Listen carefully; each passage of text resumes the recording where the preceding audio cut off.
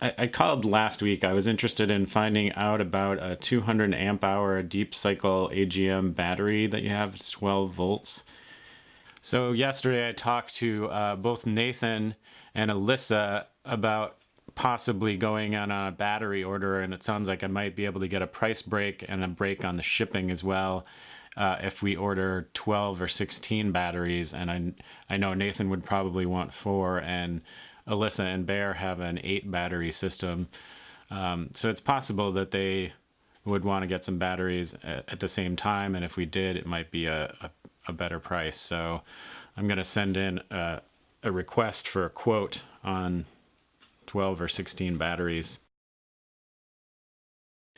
And do you how far ahead of time do you think they will call me to let me know? Okay, that's good. And is there like an estimated shipping time, or you don't know?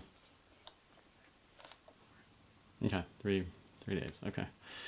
Yeah, I mean, I guess Thanksgiving's coming up, so that's probably gonna interfere with it a little bit. So I just got back from Rutledge and kind of a wild goose chase trying to get my batteries that I ordered over a week ago now.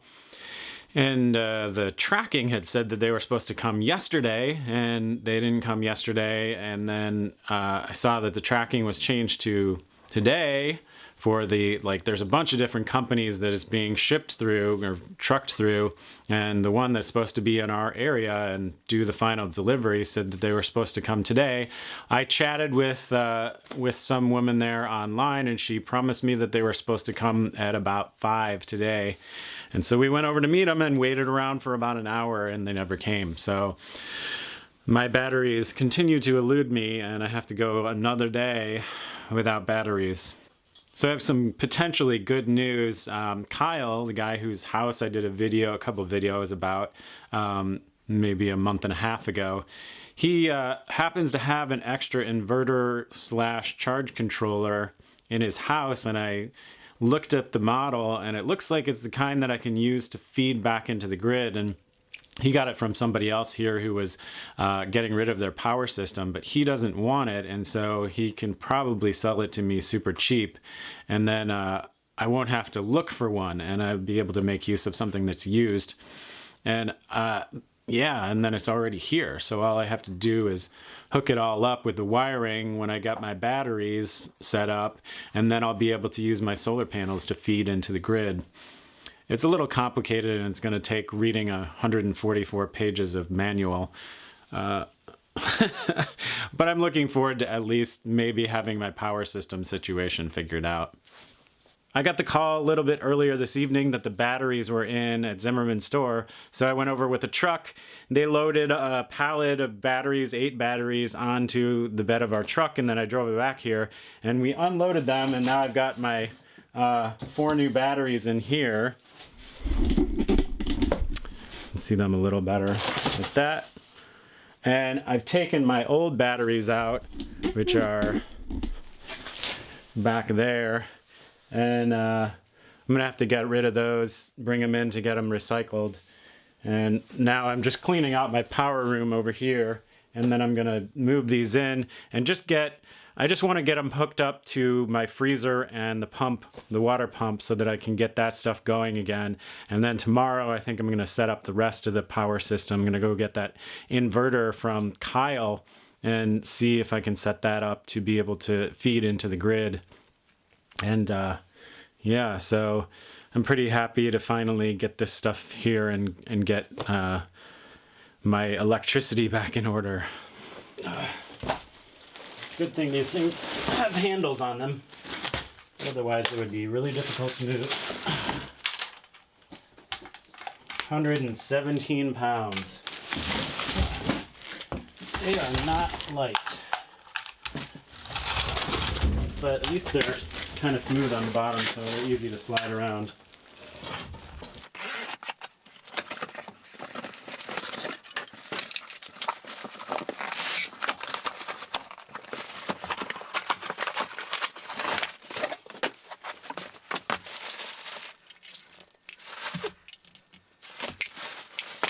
So I got the batteries in, and now I just have to connect them, and then get them hooked up.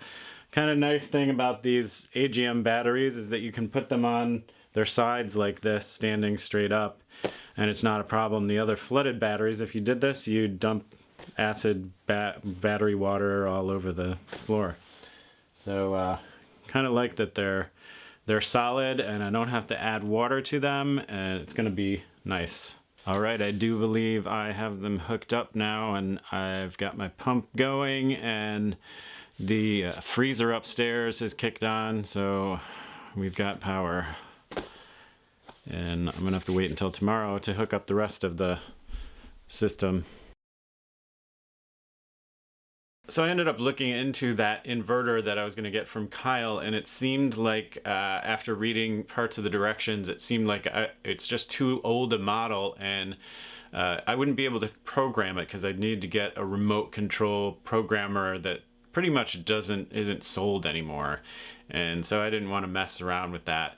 I could have used the default settings, but I wouldn't have been able to do what I wanted to do, which was to sell power back into the grid. So I just kind of gave up on that and brought the inverter back to Kyle. But I did set up my old inverter again, and now I'm just hooked up to our microgrid, and then I'm feeding into my new batteries, and it seems to be working pretty well for now. I'm gonna need to decide if I want to buy a new inverter and replace this one and maybe sell this one. The only way that it would work out well is if I could sell this one for, you know, a significant amount of money that would go towards a new inverter, because otherwise it would be over $1,500 for the new inverter, and it would be nice to at least offset that a little bit if I'm going to make that kind of an investment. I do have 4 solar panels up there that will not be any good until I can get an inverter that can feed into the grid.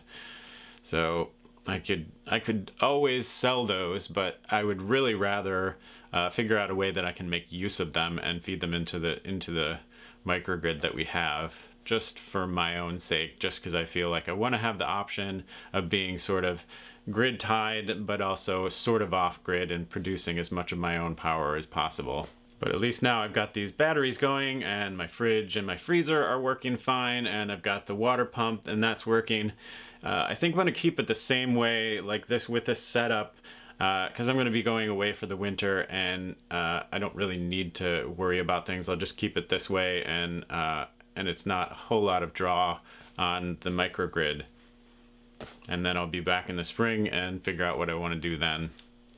Alright, well, thanks for watching, and don't forget to subscribe to my channel and share and give a thumbs up to the video, and I'll see you next time.